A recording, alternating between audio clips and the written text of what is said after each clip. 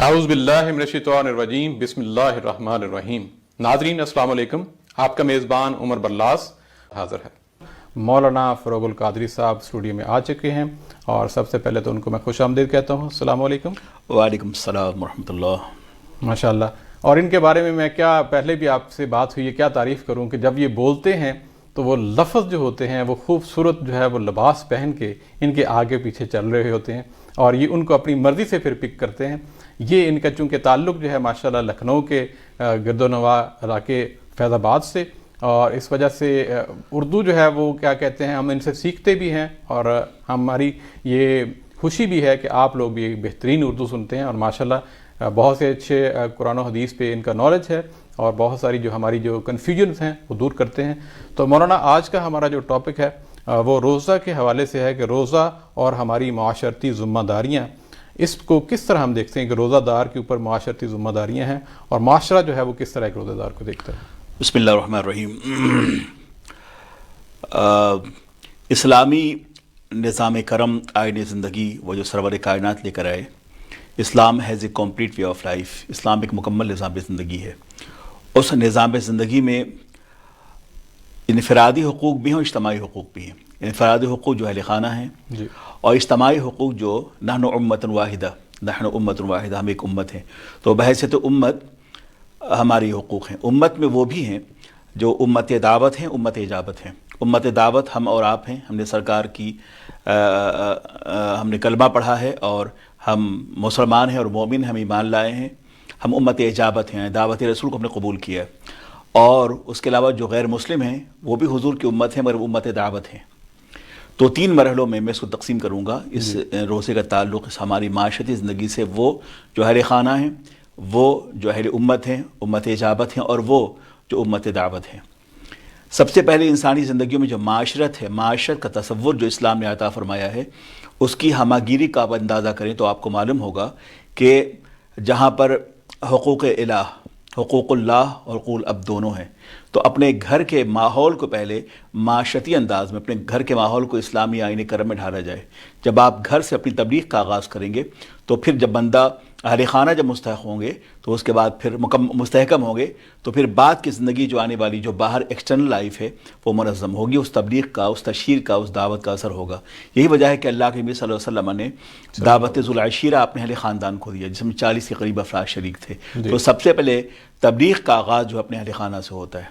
तो रोज़े में हमारी माशरती ज़िंदगी इस तरह सुधर सकती है कि हम अपने घर के लोगों को, अपने बच्चों को, अपने अहले खाना को हम दीनी हवाले से दीन की बात करें, उन्हें उस माहौल में तरबियत दें, वक्त का पाबंद बनाएं कि वक्त की नमाज वक्त पे नमाज वो अदा करें। उन्हें बताया जाए कि रोज़े के हाल में हम झूठ नहीं बोलते, किस बयानी नहीं करते, ये अखलाकी ख़राबियाँ हैं और इसका ताल्लुक़ से रोज़े से नहीं, उसके बाद जब रोज़े के एक मुकम्मल महीने में तरबियती तौर पर हम इन तमाम खूबियों को, अखलाक़ हसना को हासिल कर चुके होंगे तो आइंदा ज़िंदगियों में वो हमारी आदत सानिया बन जाएगी, बल्कि आदत ऊला, कि हम उस माहौल में ढल जाएंगे और हम इस बात को महसूस करेंगे कि इस्लाम की जो माशरती ज़िंदगी है वो हमें इस बात की इजाज़त नहीं देती कि जिसमें किस बयानी हो, झूठ हो, फ़्रॉड हो, धोखाधड़ी हो, तज़ादात हो, कौल व फ़ेल का तज़ाद हो। तो जब हमारा एक फ़र्द, एक कुंबा संवर जाएगा तो उससे आम ज़िंदगियाँ जो हैं वो भी बेहतर होंगी। फिर उसके बाद जब लोकली, प्रोविंशली हम बेहतर हो जाएंगे तो उसका असर जो है नेशनली होगा।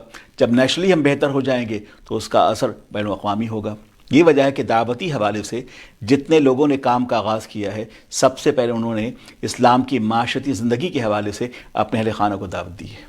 बेशक। और जैसे कुरान पाक का इरशाद है कि अपने अहले खाना को डराओ, वंदिर अशीरतकल अक़रबीन, है ना, कि अपने अहले खाना को डराओ और उन्हें क़ू अनफुसकुम व अहलीकुम नारा, कि लोगों अपने अहले खाना को, अपनी ज़ात को, अपने अहले खाना को जो है जहन्नम की आग से डराओ। तो जब खुदा खौफी पैदा होगी तो तक़वा पैदा होगा, और जब तक़वा पैदा होगा उसके असरात जो हैं उस पूरा माहौल उन खुशबू में मुअत्तर हो जाएगा जो इस्लाम का मतलूब माशरा है। और इस्लाम का मशरूब माशरा क्या है कि जिसमें वो तमाम आइन पाए जाएँ जो इस्लामी उसूल हयात के हवाले से इंसान की दाखिली ज़िंदगी और ख़ारजी दोनों को मुतासिर करती है। तब उसके अंदर जो सिफ़त पैदा होती है मोमिनाना सिफ़ात, और मोमिनाना सिफ़ात जो है उन तमाम खूबियों का जामे है जो इस्लाम के जो माशरती ज़िंदगी के हवाले से है। नहीं, बड़ी खूबसूरत बात की आपने कि अगर हम घर से शुरू करते हैं تو اس کے بعد گھر جو ہے وہ کل کو وہی معاشرہ ہے، اور اگر ہر گھر میں یہی تربیت والا معاملہ ہوگا تو وہ جو بچہ ہے وہ کل کو بڑا انسان اچھا بنے گا، اچھا مسلمان بنے گا اور اچھا شہری بنے گا اسٹیٹ میں، اور جہاں جہاں جائے گا اس کا جو کردار ہوگا وہ خود بخود ایک دعوت ہوگی دوسروں کے لیے، نان مسلم کے لیے۔ یہاں پہ نان مسلم کے حوالے سے یہاں کا جو روزہ دار ہے اس کے اوپر جو ذمہ داریاں ہیں اس معاشرے کے حوالے سے اگر دیکھا جائے تو ہم اس کو دعوتی لحاظ سے صرف کردار تک رکھیں یا کہ ہم واقعی کوئی زبانی یہاں ایک بات اور بھی الحمدللہ، یہ چونکہ کرونا وائرس کی وجہ سے ایسا نہیں ہو پا رہا ہے، ورنہ دیکھا گیا ہے کہ یہاں پر رمضان پاک میں روزے کے موقع سے ہم نان مسلم حضرات کو بھی انوائٹ کرتے ہیں، ان تک بھی افطار پہنچایا جاتا ہے، انہیں بھی فوڈ پیکج دیے جاتے ہیں، صحیح، اور انہیں بھی دعوتی لحاظ سے ہم انوائٹ کرتے ہیں، انہیں بتاتے ہیں کہ اسلام کے روزے کا فلسفہ کیا ہے۔ یہاں کئی ایسے یہاں روزے دار ہمیں ملے، نان مسلم انگریز ہمیں ملے کہ جنہوں نے اس بات کا اعتراف کیا ہے کہ میں بیسیکلی میں مسلمان تو نہیں ہوں، I'm not مسلم، لیکن چونکہ رمضان پاک میں ہم فاسٹنگ کرتے ہیں، اور فاسٹنگ کا یہ ہے کہ اس سے ہمیں میڈیکلی بڑا فائدہ ہوتا ہے۔ تو ظاہر کہ روزے کا کانسیپٹ یہ بھی ہے کہ روزے دار کے جو طبی فوائد ہیں وہ بے انتہا ہیں، حد درجہ ہیں۔ تو یہاں کے معاشرے میں دعوتی لحاظ سے ہمارے نان مسلم جو افراد ہیں، اگر افطار کے موقع سے یا ویسے فوڈ پیکج ان کو بھیج دیا جائے یا انہیں کسی گیدرنگ میں بلایا جائے تو آف کورس وہ بڑا احترام کرتے ہیں، یعنی کہ روزے داروں کا احترام میں نے یہاں کی انگلش کمیونٹی میں بہت زیادہ پائی ہے، اور اس بات کو حیرت زدہ ہوتے ہیں کہ کیسے ہو سکتا ہے کہ آپ 18 کبھی 22 کبھی 23 گھنٹے تک آپ فاسٹ کرتے ہیں اور کچھ پینا، کوئی ڈرنک بھی آپ نہیں لیتے۔ جی بالکل، تو یہ تو بڑی عجیب سی بات ہے، تو ان چیزوں سے متاثر ہوتے ہیں، لیکن جب انہیں یہ بتایا بھی جاتا ہے کہ فاسٹنگ کے میڈیکلی فوائد کیا ہیں تو پھر اس پہ تو غیر مسلم اسکالر نے بڑی تحقیقات کی ہیں، اور ان کی بہت سارے مقالات، کتابیں اس پہ موجود ہیں۔ تو اس لحاظ سے غیر مسلم معاشرے کو بھی ہم روزے کے عمومی فوائد کی حیثیت سے انہیں انوائٹ کر سکتے ہیں، انہیں انگیج کر سکتے ہیں۔ یہ بالکل آپ نے یہ درست ہے، اور میرا خیال ہے چیریٹی کے حوالے سے خاص طور پہ مسلمانوں میں رمضان کے مہینے میں تو چیریٹی بہت زیادہ ہوتی ہے، چاہے ویسٹ ہو یا ہمارا ایسٹ ہو، تو یہ چیریٹی جو ہے جو نان مسلم تک بھی پہنچتی ہے۔ کل بھی ہمارے ساتھ کچھ گیسٹ تھے تو وہ بھی یہی کہہ رہے تھے کہ ہم بہت سے یہاں پہ جو ایسے لوگ ہیں جن بے گھر ہیں ان تک ہم جو ہے وہ کھانا پہنچاتے ہیں، اور ہم یہ تفریق نہیں کرتے کہ یہ مسلمان ہے کہ نان مسلم ہے۔ بہت اچھا، اور یہ مطلب بڑی اچھی چیز ہے اس حوالے سے۔ یہ تو ایک اسپیکٹ ہو گیا جب ہم کسی کی مدد کرنے کے حوالے سے۔ کچھ رویوں میں بھی ہمارا کچھ ہم مطلب اس طرح شو کر سکتے ہیں معاشرتی ذمہ داریاں کہ ادھر جو رمضان میں ہم نے ٹریننگ لی ہے وہی ٹریننگ جو ہے وہ باقی ماہ میں جو باقی مہینے ہیں وہ ہم معاشرے میں جب ڈیلنگ کرتے ہیں، جب معاملات کرتے ہیں، اس پہ وہ اس کا اثر ہوتا ہے بہتر۔ دیکھیے ایسا ہے بلال صاحب کہ اسلام کا جو قانون ہے، جو نظم حیات، Islam has a complete way of life, تو وہ کسی محدود مدت سے مقید نہیں ہے کہ ایک ماہ کے لیے یہ ہم پر یہ قوانین عائد ہوتے ہیں اس کے بعد ختم ہو جائیں گے، ایسا نہیں ہے۔ ان قوانین کا تعلق اصل میں اس تمام مومنانہ شعور سے ہے جو اسلام کو مطلوب ہے۔ اور مومنانہ شعور کیا ہے؟ بھائی آپ مومن ہیں، مسلمان ہیں تو سچ بولیے، جھوٹ نہ بولیے، چوری نہ کیجیے، کس بیانی نہ کیجیے، ناپ تول میں کبھی نہ کیجیے۔ یہ تمام ہمارے ہاں جو معاشرتی خرابیاں ہیں نا کہ دکھاؤ کچھ اور بیچو کچھ، تو اس طرح ہمارے کاروبار میں رزق حلال کی بڑی اہمیت ہے۔ تو یقینی طور پہ ماہ رمضان میں لوگ نکالتے ہیں زکوٰۃ و صدقات، لیکن اس کے لیے بڑی تاکید ہے کہ مال حلال سے صدقات دیے جائیں، عطیات دیے جائیں، زکوٰۃ دیے جائیں۔ اب جو مال السلف جو ہے وہ پاک نہ ہو تو اس سے تزکیہ آپ کیا حاصل کر سکتے ہیں؟ زکوٰۃ کے معنی کیا ہو؟ مال کو پاک کرنا، تزکیہ۔ تو جب خود مال ہی میں نقص ہے ایز ہول تو اس کو آپ کس طرح اس کو تزکیہ کریں گے؟ اس طرح جو ہے رمضان پاک میں ایک اور بھی ہو سکتا ہے، اور وہ یہ ہے جیسے کہ رمضان پاک میں کوئی کسی موضوع کے حوالے سے ہم اپنے ساتھیوں کو، اپنے فیلو سٹیزن کو انوائٹ کر سکتے ہیں اور انہیں بتا سکتے ہیں کہ بھائی رمضان ہمارے یہ فیسٹیول ہے اور رمضان میں ہم یہ کرتے ہیں، اوقات کی پابندی، نمازوں کی پابندی، نماز تراویح، چیریٹی۔ اسلام میں چیریٹی جو ہے، حالانکہ انگریز یہاں بہت چیریٹی دیتے ہیں، بہت بڑھ چڑھ کے دیتے ہیں، لیکن انہیں کسی حوالے سے یہ خیال نہ آئے کہ مسلمان نہیں دیتا۔ انہیں بتایا جائے کہ ہمارے یہاں چیریٹی صدقہ بھی ہے، چیریٹی فطرانہ بھی ہے، چیریٹی زکوٰۃ بھی ہے، اور چیریٹی جو ہے جو صدقہ نافلہ ہے، جو کسی کے ہیلپ کرنے کے حوالے سے، امداد کے حوالے سے ہے، ہم اس میں مسلم اور نان مسلم کی تفریق نہیں کرتے۔ جیسے ابھی آپ نے کہا کہ فوڈ پیکٹ، تو یہاں جو اسائلم سیکر ہیں جس میں نان مسلم بھی ہیں، بہت بڑا طبقہ غیر مسلموں کا ہے، اسی طرح افطار کے موقع سے افطار پیک جو بنتا ہے، ہم جب اپنے فیلو سٹیزن غیر مسلم تک پہنچاتے ہیں تو اس کا بڑا اثر ہوتا ہے اور وہ اس کو بہت اپریشیٹ کرتے ہیں۔ نہیں، اس میں کوئی شک نہیں ہے. بعض یہ آپ نے درست کہا کہ یہ سارے سال کے لیے، ساری زندگی کے لیے جو ہے ضابطہ حیات ہے. کیونکہ ہوتا یہ ہے کہ جب ہم بھی اپنا جاب کرتے تھے، وہ بعض کلیگ کہتے ہیں کہ اب تو رمضان نہیں ہے، تو ابھی بھی آپ جو ہے آپ تو یہ کام کر سکتے ہیں، کچھ ایسا کام جو کہ نامناسب ہو. تو وہ اس طرح کی بات کرتے ہیں کہ رمضان تو نہیں تھا، وہ فلاں ایک ہمارا دوست تھا، وہ مسلمان تھا، تو اب نماز نہیں پڑھتا، رمضان میں نمازیں پڑھتا تھا. یعنی کہ بعض لوگوں کا یہ ایک کانسیپٹ ہے کہ شاید رمضان میں ہی یہ سارے اچھے کام کرنے ہیں.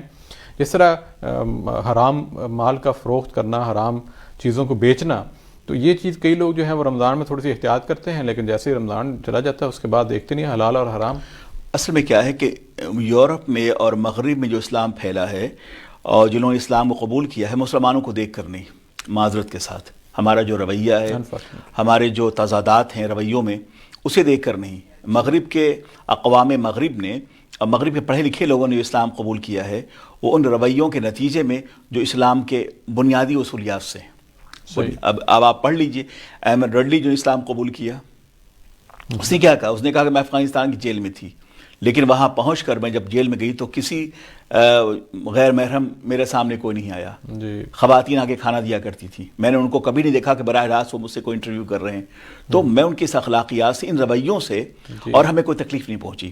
تو اسلام کے اس نظام حیات سے، جہاں پہ عورتوں کے حقوق باضابطہ موجود ہیں اور عزت نفس کا خیال کیا گیا ہے، اور قیدیوں کے ساتھ جو اسلام میں جو سلوک ہے، اور انٹلیسٹ یہ کہتے ہیں نا کہ یہ ظلم کرتے ہیں عورتوں پر یا قیدیوں پر، تو وہاں نہ عورتوں پہ ظلم ہوا اور نہ قیدیوں پر. قیدیوں کے ساتھ بھی ہمارا رویہ دیکھیں کہ اسلام میں حالت جنگ میں بھی بتایا کہ خواتین پہ ہاتھ نہ اٹھاؤ، بوڑھوں پہ ہاتھ نہ اٹھاؤ، سبزہ زاروں کو نہ کاٹو، بچوں کو نہ ستاؤ. تو اس قید کے عالم میں بھی اسلام نے اس نظم و ضبط کو باقی رکھا ہے. اور دیکھیے پھر کہ آ گیا ہے لڑائی میں اگر وقت نماز قبلہ روحوں کے زبی بوس ہوئی قوم حجاز. تو اب حالت نماز، حالت جنگ میں بھی جو ہے نماز ہمیں پڑھنی ہے. ایک فوج کا ایک حصہ جو ہے لوگوں کی حفاظت کر رہا ہوگا نمازیوں کی، اور دوسرے طرف نماز پڑھ رہے ہوں گے. یہ طریقہ کار ہے نا. تو حالت نماز میں وہ قوم جو حالت جنگ، بھئی جنگ کیا ہے؟ جنگ و محبت میں ہر چیز جائز ہوتی ہے، یہ میں نہیں کہتا، لوگ کہتے ہیں. تو میں یہ کر رہا تھا کہ جنگ جو سراپا انتقام ہوتی ہے، جس کے اندر خون بہانا اور قبضہ کرنا اور وہ آتش انتقام جو ہے اپنے جوبن پہ رہتی ہے، تو ایسے عالم میں اب بندہ خدا کی بارگاہ میں سردریز ہے. تو آپ بتائیں کہ جہاں حالت جنگ میں بھی جو لوگ اطاعت خداوندی پہ آمادہ ہیں، اس قوم سے کیا آپ یہ توقع کر سکتے ہیں کہ وہ ظالم بھی ہوگی، وہ جابر بھی ہوگی، وہ ناانصاف پسند بھی ہوگی، ان کے اندر تمام اخلاقی خرابیاں ہوں گی؟ نہیں. جب حالت جنگ میں عبادت الہی، اطاعت الہی اور قوانین الہی کی پاسداری کا جب یہ عالم ہے، تو جب حالت امن میں ہم رہے ہوں گے تو کیا رہا ہوگا؟ بالکل، اس میں کوئی شک نہیں ہے. یعنی کہ ہم نے جو کنیکشن ہے اللہ تعالیٰ کے ساتھ وہ کمزور نہیں ہونے دینا، چاہے حالت امن ہو، حالت جنگ ہو، رمضان ہو، غیر رمضان ہو، وہ جو تعلق ہے وہ ہمیشہ قائم. دنیا کے کسی بھی مذہب میں ان کی معاشرتی جو زندگیاں ہیں وہ میدان جنگ میں نظر نہیں آتی. ہے ایسا؟ تورا بورا بنا دیا آپ نے، کارپیٹ بمبارڈنگ کیا آپ نے، سب کچھ کر دیا آپ نے، ہے نا، زمینوں پہ آپ نے قبضے کیے. عراق کی جو جیل تھی بڑی مشہور. جی ہاں، ابو غریب کو آپ دیکھ لیجئے. تو میں اس کا رہا کہ لیکن اس کے برخلاف اسلام کو آپ دیکھیے. میں نے پہلے آپ سے میں نے اس دن غالباً پہلے دوسرے رمضان میں آپ سے کہا تھا کہ ہندوستان میں بر صغیر میں کم و بیش 1000 سال تک مسلمانوں کی حکومت رہی. وہ چاہتے ہیں، ان کے پاس تلوار تھی، افواج تھی، پیسہ تھا، اقتدار تھا، جو چاہتے وہ کرتے. مگر آج اس بر صغیر میں مسلمان اقلیت میں ہیں، دوسرے اکثریت میں ہیں. اس سے صاف ظاہر ہے کہ اسلام کا جو نظام اعتدال، نظام عدل تھا، یا پھر نظام حکمرانی جو تھا، اسے باضابطہ طور پہ ان تمام مسلم حکمرانوں نے اپنایا ہے. ورنہ ظلم اور جبر کرتے وہ، اگر وہ جیسے کہ آج بعض میڈیا پروپیگنڈا کر رہا ہے نا کہ مسلمانوں میں ظلم کیا ہے، اگر مسلم حکمراں بر صغیر کے ان اکثریت اقوام پہ ظلم کرتے وہ، تو آج صرف وہاں مسلمان ہوتے، نان مسلم نہیں ہوتے. ایسے ہی مگر اس نظام اعتدال ہی کا ثمرہ ہے کہ آج اس ملک میں، جس ملک میں 1000 سال مسلمان قابض رہے، بلکہ ان کی حکومت رہی، وہ آج اقلیت میں، اکثریت میں نہیں. اور ایک میں یہاں پہ ایک پہلو، جس طرح پاکستان میں ابھی میں کچھ عرصہ پہلے گیا تھا، تو میں وہاں پہ بات ہو رہی تھی تبلیغ کے حوالے سے، تو میں نے یہ بات بھی کی تھی کہ ہمارا کردار اتنا کمزور بھی ہے. یہ ساتھ ساتھ جس طرح آپ نے کہا کہ کمزور بھی ہے، کہ اگر پاکستان کی مثال لیں، تقریباً وہ 90% کے آس پاس مسلمان ہیں، باقی جو ہے نان مسلم ہیں. تو میں یہ کہتا کہ 90% جو ہے وہ اتنے عرصے میں اپنے کردار اور اعلی اخلاق سے متاثر نہیں کر سکے اس 10% کو. یہ بھی ہماری کمزوری ہے. اگر ہمارے اخلاق اتنے اچھے ہوں، معاملات اتنے اچھے ہوں، تو وہ 10% جو ہے وہ ریڈیوس ہوتے جائیں دن بہ دن اور اسلام میں داخل ہوتے جائیں. تو ہمارے اندر بھی بہت ساری خرابیاں موجود ہیں، اس میں کوئی شک نہیں. اور اسلام کا جو سب سے نمایاں پہلو ہے، چاہے وہ رمضان ہو چاہے غیر رمضان ہو، ہماری معاشرتی زندگی میں استقامت بہت اہم ہے.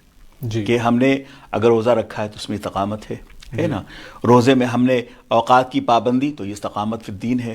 ایسے ہی جو ہے غریبوں کا خیال رکھنا، بالکل گرد و پیش کے ماحول فطرانہ کیا ہے، یہی تو ہے نا کہ بھئی آپ کے معاشرے میں کوئی غریب نہ رہ جائے. اگر زکوٰۃ کے نظام کو اگر عالم اسلام میں اگر اسے صحیح طریقے سے زکوٰۃ کا نفاذ ہو جائے تو میں سمجھتا ہوں کہ پاکستان جیسے ملک میں کوئی غریب نہ رہے. بالکل ایسے ہی غیر زکوٰۃ. تو اسلام کا جو ہے دولت کی تقسیم کہ ایکولیٹی آف ویلتھ، غریب بہت غریب نہ ہو، امیر بہت امیر نہ رہے. ابھی سرکار فاروق اعظم کے دور میں اسی رمضان پاک میں جو معاشرتی استحکام کا عالم یہ تھا کہ اہل مدینہ میں زکوٰۃ دینے والے افراد ہی تھے، دینے والے تھے، لینے والے نہیں تھے. یعنی اندازہ کر لیں انہوں نے کیسی معاشرت کو. اور پھر حضرت فاروق اعظم کے سامنے جب مقدمہ آتا ہے کسی یہودی اور مسلمان منافق کا، تو آپ نے یہودی کا فیصلہ سنایا تھا، مسلمان کے حق نہیں سنایا. بالکل ایسے ہی.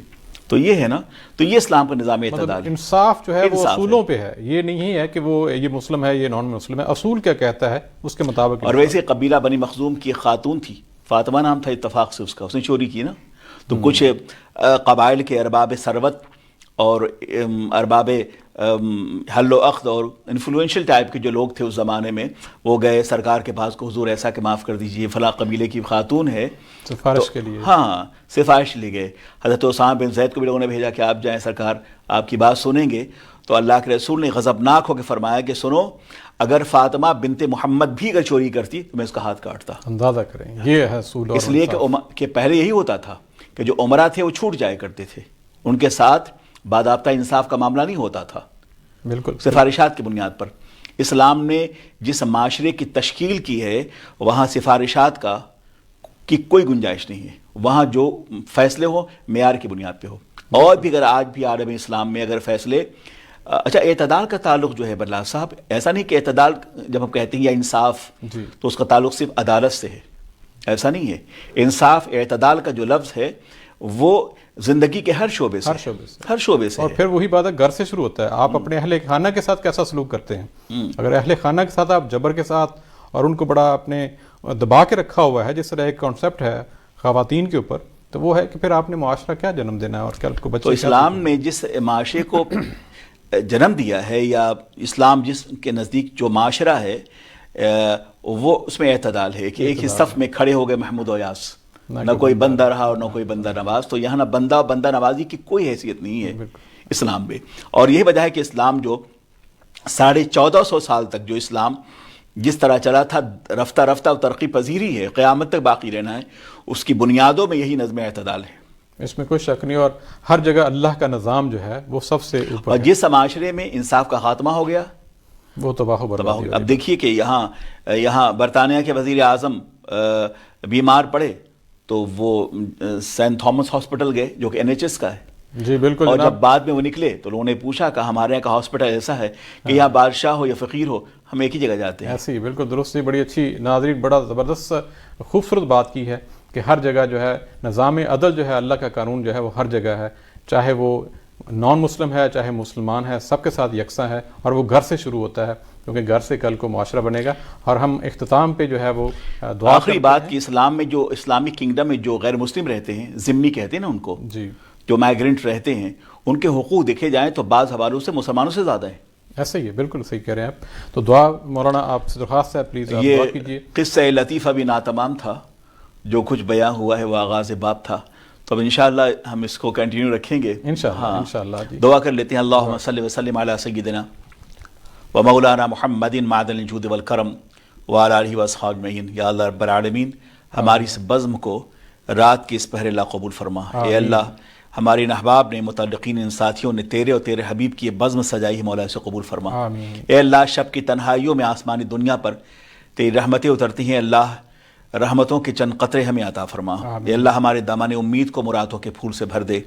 مولا، ہم میں سے جن ساتھیوں نے، جن بزرگوں نے، دوستوں نے اپنے احباب کے لیے، متعلقین کے لیے، اہل خاندان کے لیے دعاؤں کی درخواست کی ہے مولا، ان سب کے حق میں ہماری دعاؤں کو مقبول فرما۔ آمین۔ اے اللہ اس موجودہ مصائب اور وبا میں اے اللہ عالم غیب سے، عرش کی بلندیوں سے کوئی ایسی ہوا بھیج دے کہ اللہ اس دکھتی ہوئی رگوں پہ تسکین کا مرہم ہو۔ آمین۔ اے اللہ ہم سب سے وہ کام لے جس سے تو راضی ہو، تیرا حبیب راضی ہو۔ آمین۔ مولا اس دیار غیر میں یورپ میں رہتے ہوئے جن دوستوں نے رمضان ٹی وی کا باضابطہ انعقاد کیا ہے، یہ بزم سجائی ہے، اس کے بامدر تیرے اور تیرے حبیب کے ذکر سے روشن ہیں، مولا ان تمام احباب کے دلوں کو روشنی عطا فرما، آمین۔ ان تمام دوستوں کو جزائے خیر عطا فرما، آمین۔ ان کے والدین کریمین کو بخشش عطا فرما، آمین۔ اے اللہ جنت اعلیٰ عطا فرما، مولا ہم سب کے گناہوں کو مولا معاف فرما، اے اللہ ہم سب سے وہ کام لے جس سے تو راضی ہو اور تیرا حبیب راضی ہو۔